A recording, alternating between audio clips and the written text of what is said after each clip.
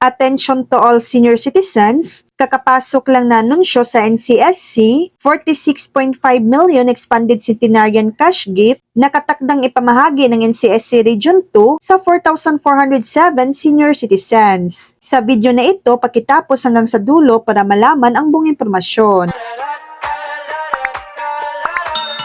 Sa Tagigaraw City, Cagayan, handa na ang pamunuan ng National Commission of Senior Citizens Region 2 sa pagsisimula ng unang pasada ng pamimigay ng cash gift ngayong 2026. Ayon kay Regional Director Dulcinea Lyra F. De La Cruz, mahigpit ang koordinasyon ng NCSC sa mga lokal na pamalaan. Ito ay para tiyaking lahat ng mga nasa listahan ay mababayaran dahil sila ang nangasiwa sa aplikasyon sa pamamagitan ng Office for Senior Citizens Affairs. Sa LGU, nagsisimula ang lahat at kung ano ang ipinapasang aplikasyon dito sa region ay siyang ating agad na inaaksyonan. Kaya ngayong 2026, mas paigtingin natin ang koordinasyon sa kanila. Ito ay sabi ni Regional Director De La Cruz. Igiit din niyang malaki ang tulong ng Provincial Social Welfare and Development Offices dahil sa karagdagang mga benepisyong ibinabahagi sa pamamagitan ng iba't ibang programa. Dagdag pa niya, mas bumibilis ang implementasyon dahil sa logistical support ng mga PLGU at sa karagdagang mga benefit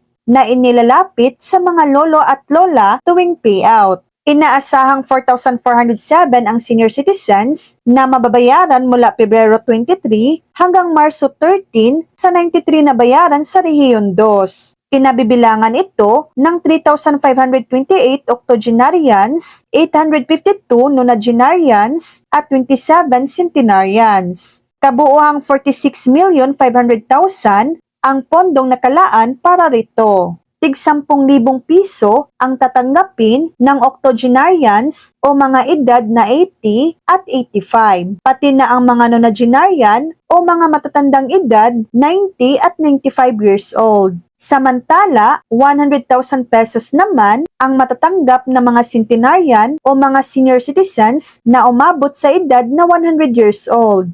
Kasama rin sa mga babayaran ang mga late filer mula Marso 17, 2024 hanggang December 31, 2024 at Enero hanggang December 2025. Alinsunod ito sa 1-year rule ng programa na nagtatakdang may 1 taong palugit ang mga senior citizens na mag-apply o iproseso ang kanilang aplikasyon. So yan lang po ang news update.